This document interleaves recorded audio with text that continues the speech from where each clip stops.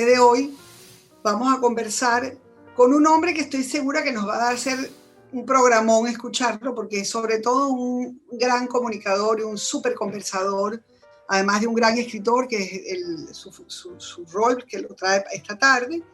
Leopoldo Monterrey, querido amigo, abogado, vive actualmente en Chile, egresado de la Universidad Católica de Caracas, donde también ejerció muchos años la docencia, en que la lectura te debe dejar llevar.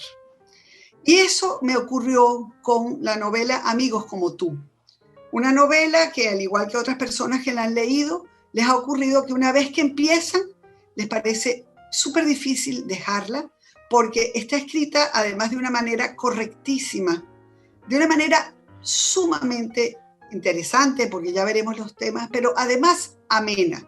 Una voz que suena con alegría, con amistad, con picardía, con inteligencia. Y yo quisiera, Leopoldo, que nos contaras un poco a todos cómo es tu relación con el cuento, cómo fue tu experiencia con tus publicaciones, qué tan cómodo te has sentido tú con el género. Y bueno, háblanos un poquito antes de entrar a la novela de tu experiencia con los cuentos. Mira, yo empecé a escribir cuentos desde muy niño. Cuando te digo muy niño, muy niño. Y no creo que sea una cosa excepcional ni original. Yo creo que la mayoría de los muchachos, y los varones y hembras, en algún momento en su vida temprana, empiezan a escribir, quieren que escribir un cuento. Algunos continúan escribiendo cuentos, yo continué. Unos pocos terminan publicando cuentos, yo publiqué. Pero esa experiencia de escribir cuentos a una temprana edad es muy frecuente. Voy a decir algo que no es para evitar mi experiencia, pero que yo creo que es importante, que es lo siguiente. El cuento como género literario es el más antiguo de todos. De todos.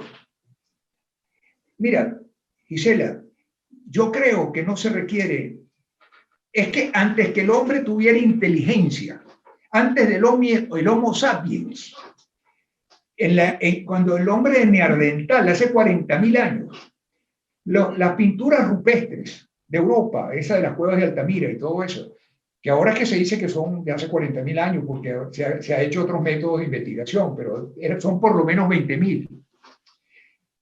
El hombre neandertal que hizo eso, si fue él, y no parece que fue él, repito, por los nuevos acontecimientos, no tenía cerebelo, aunque tenía la cabeza más grande. Y su capacidad cognitiva era muy inferior a la del Homo sapiens. Y sin embargo, no escribían porque no había letras, pero a través de dibujos narraban cacerías y narraban otra cosa. O sea, echaban su cuento, pues. Echaban su cuento. Es que el cuento, mira, el libro, es decir, la Biblia, el Antiguo Testamento, no son otra cosa que los cuentos acerca del origen del hombre. En los libros, en el capítulo de los libros del Génesis, son los cuentos acerca del origen de los judíos. El Corán son los cuentos de las revelaciones que le hizo Alá a Mahoma. Es que todo el hombre ha contado cuentos siempre. Esa es una inquietud que tenemos. Las mujeres dicen que echan muchos cuentos, los hombres echan tanto cuento igualito. Entonces, yo no creo que yo fui una excepción al tener esa inquietud cuando estaba pequeño de escribir cuentos. Tuve la suerte que mi mamá me los pasaba en limpio, después una secretaria, los fui guardando, y un día esa secretaria que me ayudaba me los mandó a un concurso de cuentos, y después terminé teniendo una cantidad de libros de cuentos que fueron los que publicó la editorial Atenea. Yo adoro el cuento. El cuento es un género dificilísimo, muy subestimado. Subestimado sobre todo por una razón, porque del cuento no se vive, no solamente en literatura, sino de la gente que lo que echa es puro cuento, no se vive. Pero es un cuento muy subestimado porque está relacionado con con una serie de cosas. Las acepciones de la palabra cuento van desde la mentira, eso es puro cuento, un cuento chino, pero si es que la narración y la ficción es todo mentira, porque la ficción es eso, la ficción es un engaño, pero además un engaño donde el escritor se empeña en engañar, porque si no logra engañar al lector para que se crea la historia, a nadie le gusta el cuento. Yo quería entrar a hablar de tu novela Con amigos como tú, porque tu novela Con amigos como tú tiene extraordinariamente bien descrita la participación de nada menos y nada más que 58 personajes, de los cuales algunos son ficticios, otros son de la vida real, pero conocidísimos. Tú hablas de personajes que todos conocemos y los pones a vivir allí como si estuvieran de verdad participando en tu novela. Y de entre ellos tienes también 31 mujeres, mujeres que quiero hacer la aclaratoria pues a salvar mi género, que todos los personajes, sus historias son perfectamente coherentes, son personajes que a pesar de sus situaciones que muchas pueden ser irreales, porque tú dices, no puedo creer que esto le haya pasado. Por otro lado, es tan perfectamente coherente la secuencia de sus hechos para llegar a los puntos que han llegado. Y en relación a las mujeres, tienes unas mujeres inolvidables de todo tipo, de varios niveles. Quería que nos contaras un poco, Leopoldo, en relación a tus personajes y a tus personalidades, dos cosas. Primero, ¿cuál de tus personajes sientes tú que tú de alguna manera te encariñaste más o te atrapó más? Y si acaso ocurrió algo que ocurre, porque todos los que escribimos sabemos qué pasa. Pirandello fue el gran precursor de los personajes en busca de autor, cuando el personaje nace dentro de la escritura y el propio personaje está exigiendo su existencia. Entonces, cuéntanos de tus personajes, te repito, tus favoritos, y cuáles ocurrió que ellos solos, a manera milagrosa, crecieron dentro del papel. Mira, yo creo que casi todos crecieron dentro del papel. La novela esa nace con un pequeño cuento que tiene un cuento erótico que tiene lugar en la cena que da comienzo al libro, y habían solamente dos personajes que eran las dos mujeres que estaban teniendo esa experiencia debajo de la mesa, los futsis debajo de la mesa, ¿no? El resto de las personas era parte del entorno, pero al yo decidir convertir, tú sabes, empecé a escribir más. Cada uno de los personajes lo fui desarrollando y como yo soy cuentacuentos, hice un cuento de cada uno de la vida de cada uno de esos personajes que pues tenían que de alguna manera estar relacionados al estar presentes en la escena. Entonces, así fueron esos personajes naciendo, creciendo y interrelacionándose de una manera tal que el episodio lésbico, esa primera escena, pasó a tener muy poca importancia en la historia. Y cada uno de los personajes, en su evolución de la vida, fue progresando y adquiriendo complejidades y obligándome allí a mí a llevarlo donde ellos querían, ¿no? Entonces, eso de cuáles fueron producto del libro, yo diría que todo. Yo cuando me senté a escribir no tenía un personaje determinado. El negro no existía para mí. El otro, Pancho, no existía. Ninguno de esos personajes existía. Esos personajes nacieron allí después de que la novela comenzó. Yo tengo no sé si te podría decir que una predilección por algún cuento, por alguno de los personajes. Yo creo que no lo siento así. A mí no hay ningún personaje que esté allí que no me guste. Todos me gustan. Hay una característica que yo creo que tienen mis personajes, es que ninguno está libre de pecado. Ninguno. El mejor de los personajes, mejor como condición humana, comete sus errores importantes. Y el peor tiene muchos méritos. Claro. Yo, una de las cosas que yo no me he dado cuenta que era así, la verdad, Yo soy muy cuidadoso a la hora de hablar mal de las personas y a lo mejor eso me salió de una manera natural allí. Pero fue Nicomedes Zuluaga en una conversación después de haber leído mi libro en un tiempo récord como tú, 3 días, se lo leyó a las 563 páginas. Él me dijo, mira, Leopoldo, lo que más me impresiona de este libro, él le gustó mucho, gracias a Dios, pero me dijo, es que tú no juzgas en ningún momento ninguno de los personajes. Tú cuentas horrores de ellos y cuentas cosas maravillosas, pero en ningún momento hay una parcialización de tu opinión, de manera de que para uno como lector, Nicomedes es escritor también, para uno como lector, uno tiene la libertad, tú tienes el respeto con el lector, de que cada lector saque sus conclusiones y juzgue a los personajes. Tú planteas hechos, sin hacer una caricatura, una expresión que él también dijo. Los personajes tuyos no son caricaturas, son personajes que tú llegas a conocerlos como que, o sea, convive con ellos, sabes cómo piensa, sabes cómo habla, y tú sacas tus propias conclusiones. Y yo creo que eso es uno de los méritos de la novela, que yo no trabajé y salió solo.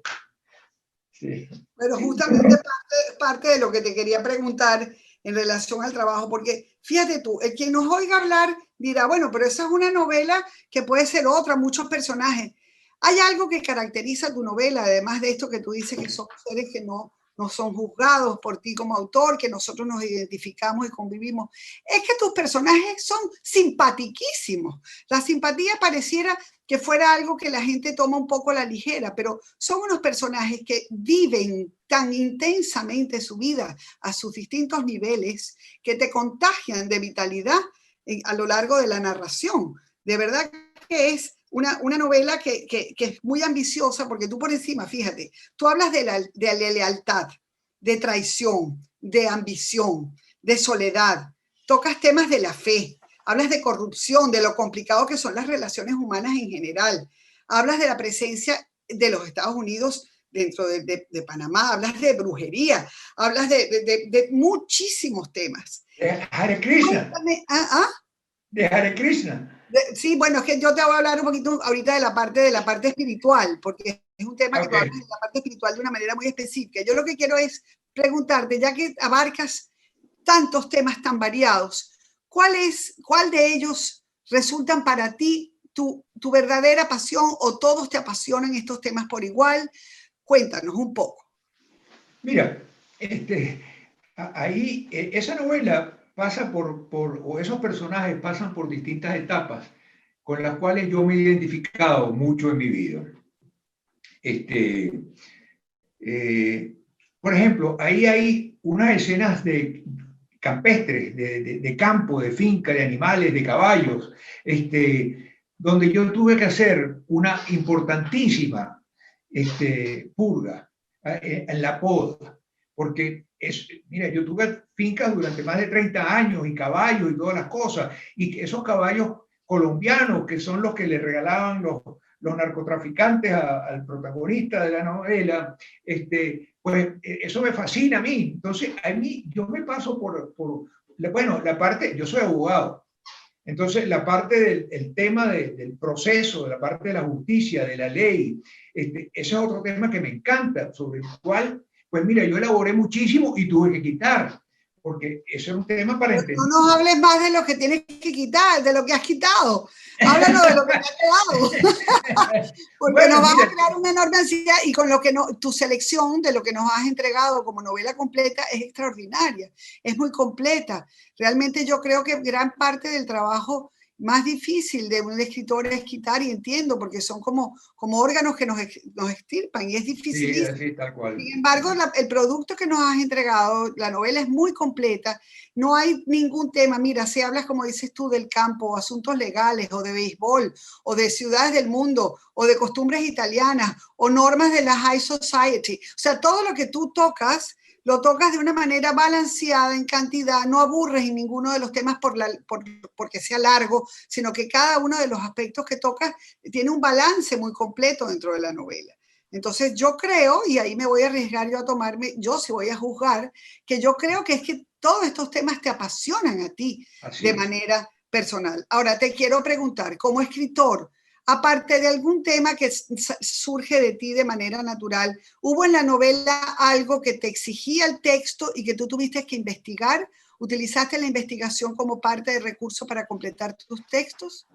Muchísimo, muchísimo, porque aún en esos temas que yo hubiera podido escribir a mano suelta, como es la parte agrícola, la parte productiva, la parte legal, pues aún en eso tuve que validar todas las cosas. El trabajo de investigación de esta novela fue muy largo para mí. Fueron 5 años, porque no se trataba de los hechos históricos que se reseñan en la novela son conocidos. Yo el tema de los papeles de Panamá, yo lo conozco porque, pues, por mi condición de abogado y además de hombre de finanzas. Yo ahí no tenía que averiguar nada, sino a lo mejor validar alguna fecha o algo para que me coordinara con los acontecimientos. Entonces, toda tu investigación, tú sabes que mientras te escuchaba, que tú dices que tu investigación fue muchísima y durante muchos años, es que a mí me sorprende, yo como mi objetivo es presentar esta novela aquí en Venezuela, o sea, para que los lectores venezolanos la busquen, tienen la suerte de conseguirla en las librerías, principales librerías, al final les comentaremos cómo, porque es una novela tan ambiciosa que toca, por ejemplo, es que todo lo que yo pueda decir es alucinante. Mira, del Tratado de Torrijos-Carter, de los personajes principales que de repente tú hablas, mira, hasta de los venezolanos, entra Leopoldo y Lilian, María Corina, Chávez, Maduro, Trump, la CIA hablas, del cartel de Medellín. Es una cosa fantástica la manera como tú enlazas todos estos hechos históricos y lo haces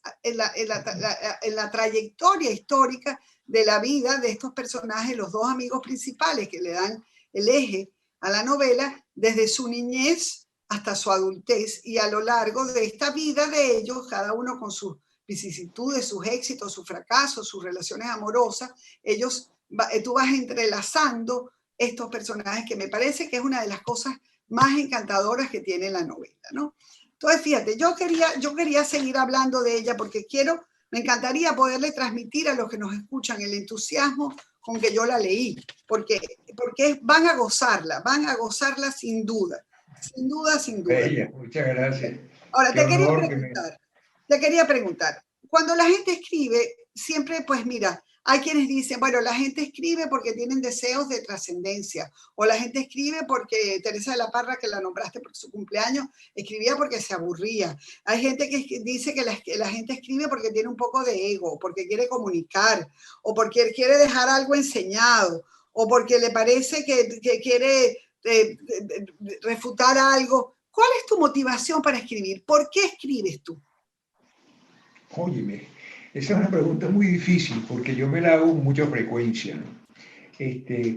Yo creo que escribo porque no puedo evitarlo. Yo creo que el escritor es la persona que no puede evitar escribir. Independientemente que luego se convierta, porque una cosa es escribir y otra cosa es publicar. Cuando tú dices, por ejemplo, de ganar reconocimiento o ganar dinero, eso es una consecuencia de publicar. Pero yo creo que son muchos más. Si bien hay tantos escritores que escriben, que son millones, yo creo que son tantas más las personas que escriben que los que publican. Porque la gente no se atreve a revelar su yo íntimo. Y cuando uno publica, revela su yo íntimo. Yo no tengo necesidad, y por eso voy a tratar de redondear de por qué escribo yo. Primero, yo creo que me gusta. Me gusta. Yo disfruto escribiendo. En una época escribía mucho más de lo que leía. Segundo, hay veces que se me ocurren unas ideas que a mí me parecen geniales. Me encanta. Me parece o sea, inclusive algunas veces le escribo y digo, ¿será que esto se me ocurrió a mí? Yo creo que hay un poco de vanidad, que hay un poco que a uno lo recuerden, no solamente los seres queridos, los más allegados, sino que alguien por allí unos hijos de los hijos de mis hijos de repente agarren un libro y vean mi nombre detrás. Había un escritor que no sé si tú te recuerdas, Gisela, porque tú eres muy joven y a lo mejor no te acuerdas de eso, que tenía un espacio en el periódico, en el diario El Nacional, que se llamaba, su seudónimo era Cotepa Delgado. Claro. Claro, y él, ¿te acuerdas cómo se llamaba su artículo? Se llamaba Escribe que algo queda. Escribe que algo queda. Sí, entonces yo siempre he practicado eso. A mí me gusta escribir, me da satisfacción, hasta ahora me ha dado mucha compensación. Tú sabes lo que yo puedo sentir con lo que tú estás diciendo acerca de mi novela, muchachita. Tú sabes, o sea, ¿cómo me siento yo con todo eso que tú estás diciendo? Bueno, pero yo quiero aclararte que no solo yo, porque yo he escuchado comentarios elogiosos de todo quien ha leído tu libro. Así que te puedes sentir muy satisfecho porque de verdad que has dado que hablar y has dado que hablar bien porque como empecé diciendo en la charla de hoy, que no sé si se habían conectado todos, como dice Borges, el objetivo de la lectura es placer. Y como decía, y lo voy a repetir, si te parece que entretener es una palabra tibia, la literatura debe dejarte llevar. Y este es un libro en el que te sumerges. Y bueno, había momentos en que yo quería saber qué estaba pasando con ellos, que el destino de cada uno, porque además tienes un matiz tan grande, por ejemplo, con los personajes femeninos que estuvimos hablando ahorita, tienes un matiz tan gigantesco de mujeres de la calle, pero simpáticas y con sentido del humor, hasta unas mujeres humildes con un sentido de nobleza y de entereza. O sea, de verdad tienes, o unas niñas con aturdimientos y búsquedas emocionales. Mira, de verdad que son unos personajes muy bien logrados. Y justamente, bueno, entre esos temas, ahorita que me estoy acordando de la hermanita de Carla, que yo, bueno, tú tienes estos personajes que son italianos, me hace gracia porque metes varias veces frases en italiano, en un correctísimo italiano.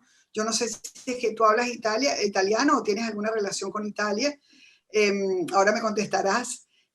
Pero me daba cuenta pues que hay mucho trasfondo también, sin ser en ningún momento un libro que implique una enseñanza espiritual, pero por ejemplo, hace un recorrido, por ejemplo, por Krishnamurti y los Hare Krishna, con su análisis específico de lo que son sus creencias y o de sus vicios dentro de su organización, o igualmente, por ejemplo, una formación católica súper sólida, como el caso del caso de Francisco. Cuéntanos un poco, Leopoldo, no solamente tu acercamiento con estas técnicas narrativas para hablar de estas religiones, sino también pues, para hablar en estos idiomas, pero sobre todo cuéntanos cómo es tu parte emocional, espiritual, personal, cómo es la espiritualidad de un hombre que a tu edad está entusiasta, que tiene programas por videos para entusiasmarnos a subir cerros o para hablar de la amistad independientemente del sexo. ¿Qué te nutre a ti espiritualmente?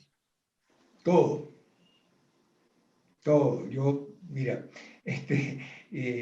a mí, yo tengo el problema, que es un problema, que yo no soy muy bueno en nada. Yo, en deporte, no soy muy bueno. Escribiendo, no soy muy bueno. Como abogado, no soy muy bueno. Como marido, creo que tampoco. Como papá, tampoco. O sea, como estudiante, tampoco era el mejor. Yo nunca he sido muy bueno en todo, porque a mí me gusta todo. Yo nunca he sido un especialista. Si yo hubiera dedicado los años que le he dedicado a la pesca submarina, a la pesca, a trotar, a ir al gimnasio, a hacer a todos los deportes que yo he hecho, a uno solo sería una maravilla. Si yo me hubiera dedicado a escribir con más fundamento, sería un gran escritor. Y así con todas las cosas.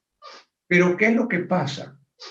Mira, Gisela, uno no puede nunca saber cómo hubieran sido las cosas si uno hubiera hecho algo diferente. Porque lo que uno no hizo, nunca fue. Y no puedes comparar. Uno no puede comparar su vida después de haber hecho algo con lo que ha podido ser si lo hubiera hecho de manera diferente. Entonces, yo no sé cómo yo hubiera podido ser más feliz en mi vida, ni cómo hubiera estado más satisfecho con lo que yo hubiera hecho. Yo sí sé que a mí escribir de la forma que he escrito no dedicado a un 100%, he logrado esa alquimia de disfrutar de la escritura, obtener un reconocimiento y no haber renunciado a muchas cosas que los escritores tienen que renunciar, a su vida personal, a la vida familiar, etc. Entonces, mira, yo soy católico, he pasado unas etapas de mi vida con mucho convencimiento, otras no tanto. Yo soy, mira, ¿cómo te puedo explicar esa pregunta que me acabas de decir? Y te participo que estoy hablando como te propuse al principio que habláramos, haciendo como que si no hubiera nadie escuchando. Y quiero continuar así. Yo creo que esa novela refleja un poco lo que yo soy. O sea, que he hecho un tirito para allá y otro para acá. Ahí hay el campo, que es una parte importante de mi vida. Hay el derecho, que es una parte importante de mi vida. Hay la amistad, que es una parte importantísima de mi vida.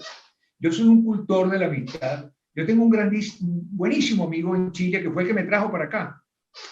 Y él se ríe cuando yo le digo que, bueno, que vienen unos amigos, que yo tal. Entonces, y yo le digo, bueno, pero Tomás, oye, perdón, no debió mencionarlo. Bueno, ¿y cuántos amigos tienes tú? Entonces me dice, yo tengo 2, tú y fulanito. Y le digo, no puede ser, ¿cómo puedes tú vivir con 2 amigos nada más? O sea, en esa novela, el título de Con amigos como tú, y que se ha calificado porque de alguna manera alguien me dijo que bueno, pero que es una amistad insólita. Y yo como que me lo creí. Pero yo realmente creo que no es una amistad insólita. Insólito es que 2 amigos se hayan conocido después de 50 años. Eso es insólito, pero la amistad no lo es. Porque uno de los 2 personajes se dedicó a ocultar lo que era para que el otro no lo descubriera, pero el otro lo creía de una manera y de esa manera lo quiso, ¿no? Entonces, soy un cultor de la amistad, además de todas las cosas que te he dicho, de mal deportista y tal. También soy un poco mal amigo. He perdido algunos amigos porque me dicen que tengo muchos y se ponen celosos. Bueno, pero tus 2 personajes principales, que son quienes que dan el título a la obra, ellos no solamente son unos amigos muy cercanos, que como bien dices tú, a pesar de que conviven un periodo de tiempo, no se conocen sino después de adultos cuando se descubren sus secretos entre ellos, pero ellos son los únicos amigos de cada uno de ellos. Eso es correcto, es verdad. Tienes Son toda los la razón. únicos amigos, son 2. Y eso que comentas tú de un amigo que dice que no tiene tantos amigos, pues hace un poquito observación, algo que nos pasa un poco a los venezolanos, que los venezolanos somos amigos de todo el mundo, pero que tampoco es correcto, porque la amistad es un vínculo. Hay gente que te conoce en 2 días y ya dice, no, fulano es amigo mío, ¿no? La amistad es un vínculo que requiere una cantidad de trabajo y de dedicación, como cualquier otro parentesco filial, como ser esposos o como ser hijos. O sea, eso lleva unas características muy, muy específicas en cuanto a la amistad. Ahora fíjate, yo quería hablar contigo de tu novela, de un tema muy importante, porque tú medio mencionaste que la primera novela que se había escrito era una novela japonesa, que era una novela de carácter erótico, escrito por una mujer. Cuando nosotros hablamos la primera vez por teléfono de tu novela, me dijiste que era una novela, que la gente dice que es una novela erótica.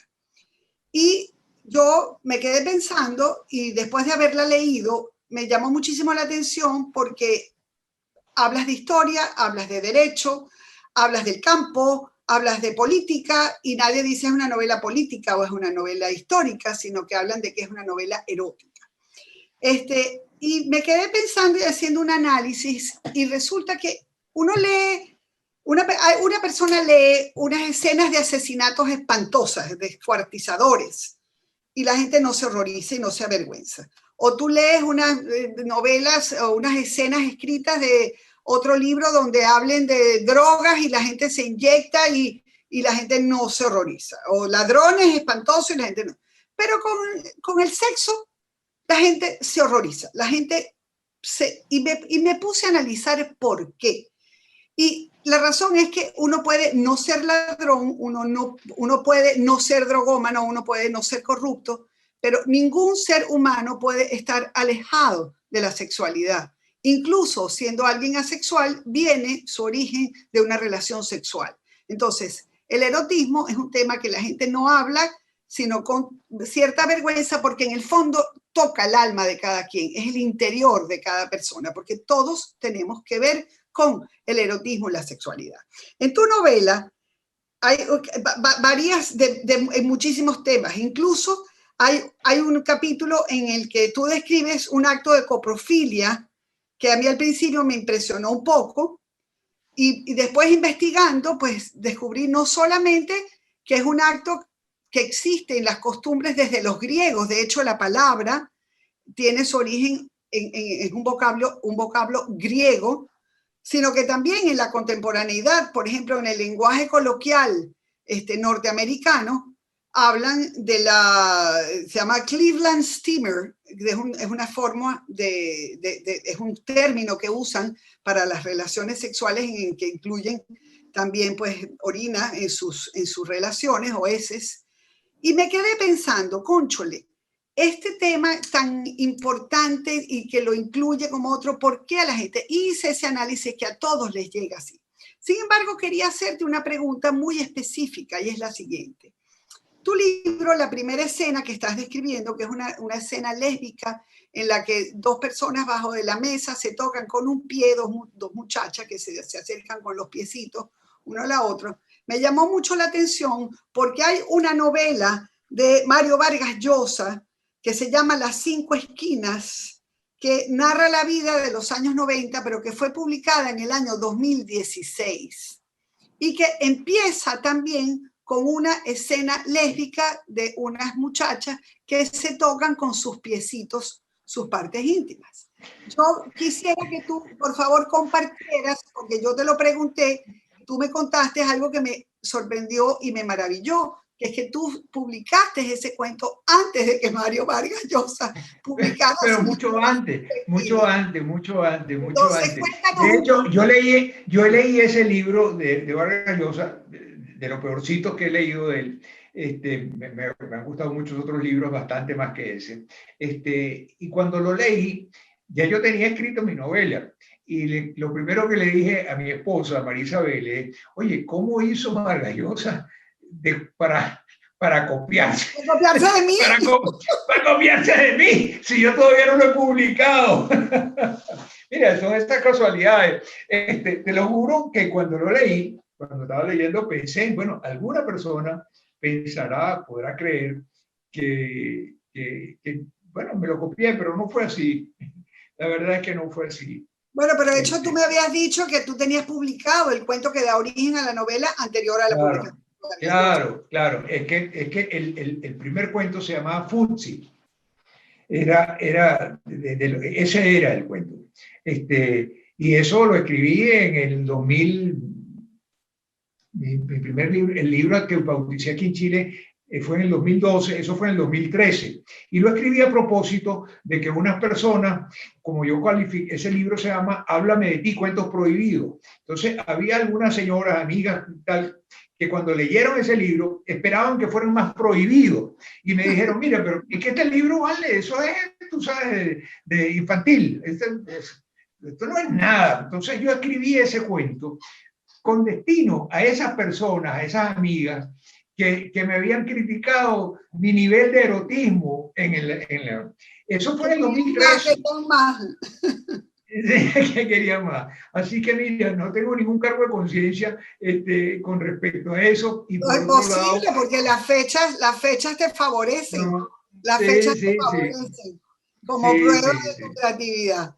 Pero fíjate que hay algo que así, yo en una entrevista de las que te he oído, porque Leopoldo, tú has tenido pues mucho éxito con esta novela y te han hecho muchas y muy buenas entrevistas, y una de las cosas que decía que, por ejemplo, ¿por qué tú mencionas, uno de los periodistas te decía, ¿por qué tú mencionas a un pelote, a un boxeador, o hablas de un músico específico dentro de la novela? Y tú decías, bueno, porque ¿cómo yo no voy a hablar de una vida en Panamá sin mencionar estos personajes que son de la vida del panameño, ¿no? Y lo mismo pienso yo en relación a lo erótico, de verdad, que es, ¿cómo no vas a poner en una novela que refleje el pueblo latinoamericano? ¿Cómo no vas a hablar de sexo? Es imposible no hacerlo, porque eso es algo que mueve a esta sociedad, tanto a hombres como a mujeres. Es una cosa que es muy evidente. Entonces describe estupendamente pues, la manera de relacionarse cada uno de estos personajes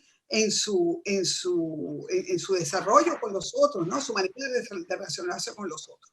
Fíjate, Leopoldo, nosotros tenemos algunos comentarios que te han puesto por el chat, pero yo quisiera, porque me gustaría muchísimo, porque sé que es una inquietud que la gente tiende a tener.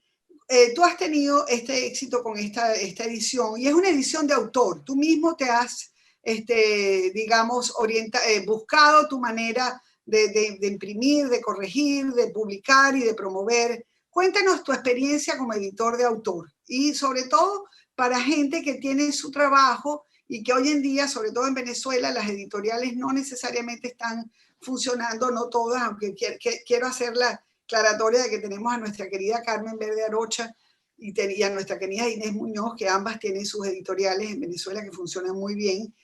Pero tu experiencia como editor de autor, cuéntanos cada paso, cómo ha sido, qué te ha dado satisfacciones, qué te ha dado problemas. Mira, a la hora de publicar, yo creo que cualquier autor quisiera conseguir una gran editorial que lo patrocine, que le ponga su sello, lo ayude a distribuirla. Esa es la ambición de todos los que escriben, ¿no? Pero cada vez es más complicado eso, es muy difícil. Las editoriales, cuando yo publiqué mi libro el año pasado, había pandemia. Cuando estuvo listo fue justo en la mitad de la pandemia, en julio. Yo no tenía acceso a las editoriales, era muy complicado. Las mismas editoriales ninguna recibía manuscritos y yo quería publicar mi novela. Y mira, la librería más grande del mundo es Amazon.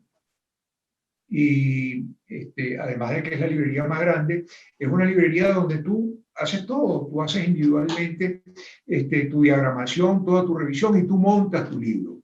Tiene una gran ventaja, que tú lo montas y si quieres corregir una cosa, pues mira, no pierdes una edición de 5.000 ejemplares, sino que, bueno, mira, lo bajas, lo corriges y lo vuelves a montar, porque Amazon no imprime, sino cuando se pone una orden de compra.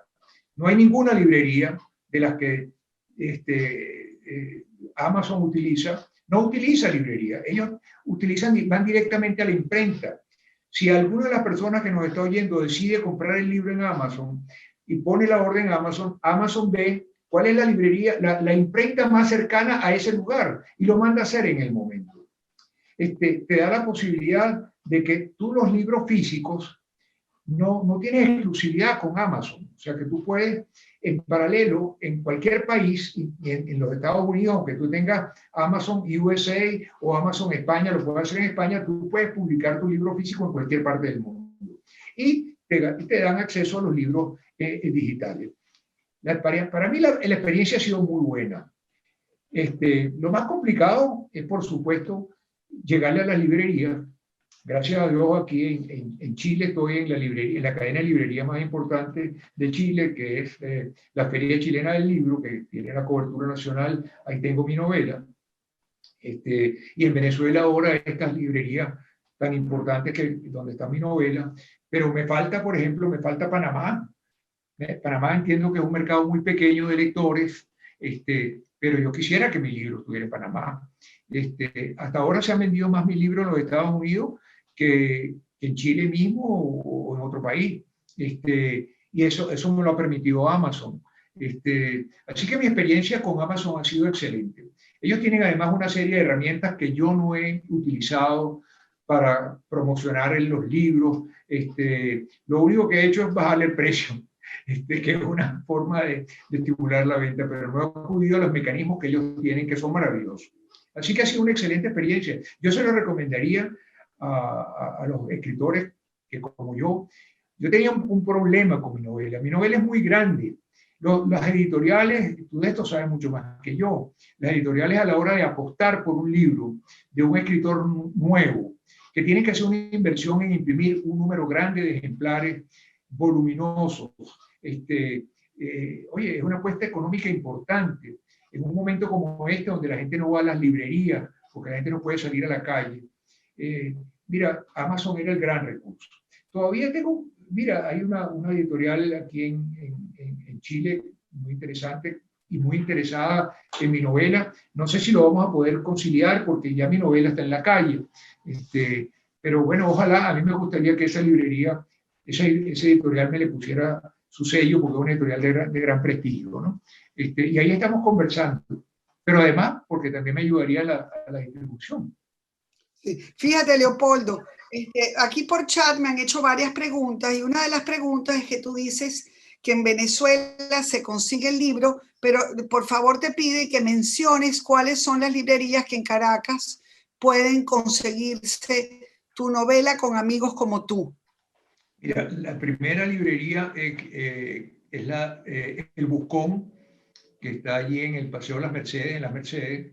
Otra es Cálatos, que está en el galpón, el Centro Cultural Los Galpones, en Los Chorros, entre Los Chorros y Chebucán. Y también Sopa de Letras, que es una librería importantísima, que sé que lo tienen en su sucursal de Sorocaima, allí en la Trinidad.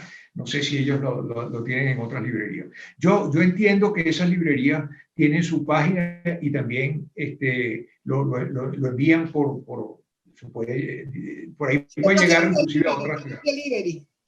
Sí, y no sé, yo creo que a nivel nacional, no solamente en Caracas, no estoy seguro. Sí, a nivel nacional también, sí. Sí, o sea, de manera que ahí en cualquiera de esas tres librerías lo pueden conseguir. Fíjate, mira, Leopoldo, bueno, lastimosamente se nos fue la hora que habíamos planeado. A mí sí me gustaría pues comentarles que entre la gente que nos ha escrito es que, bueno, tienes aquí una persona que hace la aclaratoria de que ella es tu primera fan. Entonces creo que es importante que le mandemos un saludo a María de la Luz, que dice que eres lo máximo, que la novela es excelente y que son unos grandes personajes. Igualmente, bueno. Igualmente, gracias, igualmente dentro del chat nos mandan el link para adquirir el libro en Amazon, que es una opción pues para los que, sobre todo los que no tienen directamente, porque repito, los que estamos en Venezuela y Caracas tenemos y que somos amantes del papel, tenemos la opción de tener nuestro libro en la mano, que es un libro que vale la pena tener porque es muy entretenido. Pasas ratos de verdad, de placer, de gozo, de admiración, de intriga, incluso no hemos hablado, pero también hay una pequeña trama de thriller dentro de alguna de las escenas que ocurren, porque hay una persona que muere y tenemos nuestra sospecha de quién puede hacer que sí o que no. De verdad que es un libro que está cargado de sorpresas y es sumamente entretenido. Con amigos como tú, de Leopoldo Monterrey, me ha dado la dicha de tener amigos como él, que me invite a estar aquí conversando con todos los que nos han escuchado, que también, por lo que he leído, son muchos amigos nuestros. Y bueno, guardando las distancias del tiempo y el espacio de este planeta, estamos ahorita reunidos aquí, gracias a Dios, por estas nuevas técnicas electrónicas. Desde Santiago de Chile, Leopoldo Monterrey, que de verdad te agradezco este encuentro tan sabroso. Yo que estoy en San Sebastián, España, en este momento por un asunto familiar. Y bueno, sé que varios de los que están allí acompañándonos están en nuestra amadísima Caracas. Así que de verdad les mando un abrazo a todos.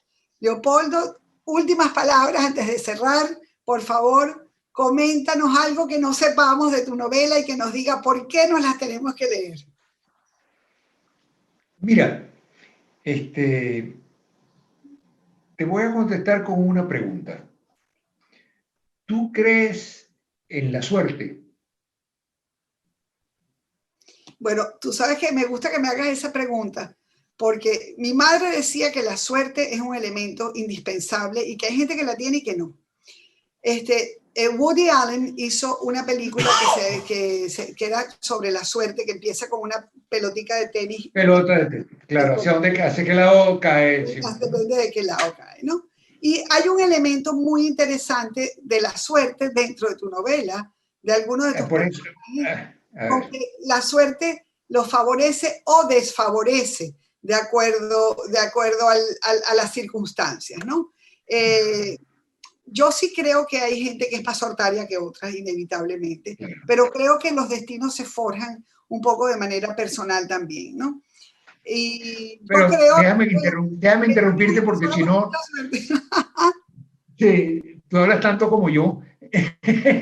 Yo bueno, pensaba que era difícil, que era dificilísimo conseguir a alguien que hablara como yo, pero qué bueno, me encanta. yo hablo Mira, muchísimo. la, Andrés que Capelín la dice razón por que la mi que... amor es ciego, pero que su caso es sordo.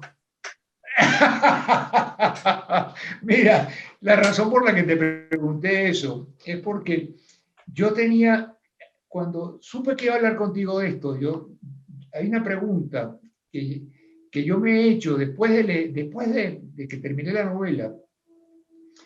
Una de las cosas que yo, a pesar de haberme esmerado mucho en ese aspecto a la hora de escribirlo, es que hubiese una causalidad y una coherencia entre causas y efectos de los acontecimientos. Nunca me preocupé de que la gente tuviera su merecido, sus premios y sus sanciones y sus recompensas. Eso no era o sea, que el bueno saliera victorioso y el malo saliera castigado. Eso no fue nunca un norte en mi novela. Pero yo sí quería que hubiese una lógica en los acontecimientos. Y yo te preguntaba esto porque un aspecto sobre la novela que nunca he discutido con nadie era si el azar, la casualidad, en este caso, era compatible con la realidad. Si yo en alguna oportunidad había creado una situación que la gente dijera, esto no es posible, o tenía que pasar, todo lo que pasa en la novela tenía que pasar, porque hay una causalidad que es, que manda allí, mandatoria, o hay, como en la vida misma, hay azar, hay personas que se ven beneficiadas por las circunstancias sin haber hecho nada para merecerlo, otras que sufren, se ven perjudicadas por las circunstancias sin haberlo hecho. Y a mí, cuando revisé la novela, a la luz de eso, me sentí satisfecho, me sentí cómodo, pero quería que tú me dijeras si tú te habías pasado por eso a la hora de leerla. Bueno, yo fue de las primeras cosas que mencioné cuando comencé este encuentro, de que las situaciones que habían vivido los personajes, muchas de ellas que eran situaciones que parecían muy difíciles que ocurrieran, sin embargo, cada una de las acciones estuvieron perfectamente justificadas, las causas que llevaron a cada uno de estos hechos son perfectamente creíbles y comprensibles. Y un equilibrio muy, muy, muy bien logrado de los que son factores a favor y en contra del destino de cada uno. Y yo, bueno, insisto en que creo que esta novela es una novela que se puede leer con una tranquilidad enorme porque no hay ni una cosita que tú digas, esto no es verdad, ¿sabes? Sino que lo que puedes decir es que digas, wow, esto pasó, pero te lo crees, ¿me entiendes? Que es lo maravilloso. Así que bueno, quiero cerrar dándote las gracias a ti y sobre todo a los que nos acompañaron en este encuentro. Seguimos, digamos, en contacto a través de las redes. Un saludo muy especial, Leopoldo, para Marisabel, tu esposa, y tus hijos que sé que nos acompañan. Andrés y yo, que está aquí conmigo, Andrés en San Sebastián, les manda saludos también. Y bueno, a todos, repito, los que nos han acompañado, gracias. Un fuerte abrazo. Recomienden con amigos como tú. Bueno, pero que la lean primero. Que si les gusta, la recomiende. Mira, Gisela, bueno, mira, yo he estado muy agradecido contigo por este cariño. Tú no te imaginas cuando tú me llamaste para comentarme sobre la novela, que fue cuando resolvimos hacer esta conversación, pues, porque la verdad es que disfrutamos tanto en aquel momento. Yo oyendo y tú diciéndome tus impresiones, yo dije, pero ¿cómo puede esta mujer haberse leído frasísticamente esta novela, haber leído entre líneas las cosas en 3 días? porque en 3 días tú te lees la cosa muy rápida, pero tú le metiste No, la lupa. es que esta me la comí, Le metiste la lupa. Yo dije, pero bueno. Y entonces, eso, cuando tú ves esos comentarios, mira, si yo te agradezco enormemente este apoyo que tú me has dado con esta conversación, haberme puesto en contacto con la librería, con Ángel Gómez, que me está ayudando, oye, con una eficiencia y una amabilidad y un cariño enorme en la parte de promoción. Muchas gracias por haberme puesto en contacto con él. Nada de esto, cosas maravillosas que ha hecho por mí, esos comentarios tan elogiosos, se comparan con esa conversación telefónica que tuvimos la primera vez, cuando tú me llamaste y sabía yo que habías leído el libro, ¿qué me va a decir esta crítica literaria respecto a mi novela? Y me dijiste tantas cosas maravillosas. No, yo sé. Mira, tú sabes que yo, lo primero que iba a decir cuando dije que quería que habláramos de literatura, era que yo no me sentía capacitado para hablar de literatura. Pero iba a decir también que yo estuve repensando que la gran mayoría de los profesores de literatura que yo he tenido, y creo que la mayoría de los profesores de literatura en el mundo, y de los críticos literarios, nunca han escrito un libro. Tú y yo sí. Así que nosotros podemos hablar de literatura. Bueno, Leopoldo, un abrazo. Muchas gracias a todos por acompañarnos. A todos, un beso enorme. Gracias también a los que han mandado sus elogiosos y cariñosos mensajes por el chat.